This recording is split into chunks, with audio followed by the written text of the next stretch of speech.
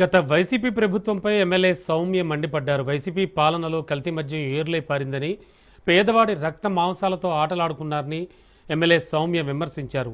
కల్తీ మద్యం తాగి ఎంతోమంది ప్రజలు అనారోగ్యానికి గురయ్యారంటూ ఆమె ధ్వజమెత్తారు. దెయ్యాలు వేదాలు వర్ణించినట్టుగా వైసీపీ కల్తీ మద్యంపై ధర్నా చేయడం హాస్యాస్పదమన్నారు. నకిలీ మద్యాన్ని తయారు చేయించామని చెప్పింది జోగి రమేష్ అని జనార్దన్ తెలిపాడని ఎమ్మెల్యే సౌమ్య తెలిపారు.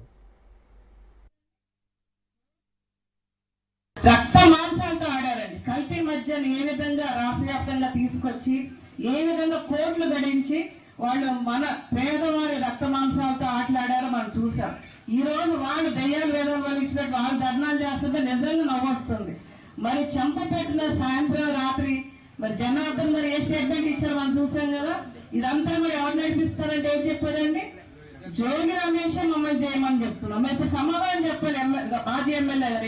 ఏ సమాధానం చెప్తారో మరి మేము మీకు సవాల్ విసురుతున్నాం.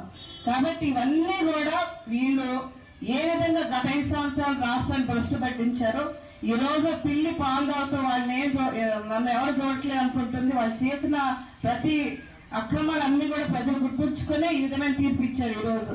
కాబట్టి ప్రతి ఒక్కరిని కూడా ఎన్డీ కూటమి వదలదు.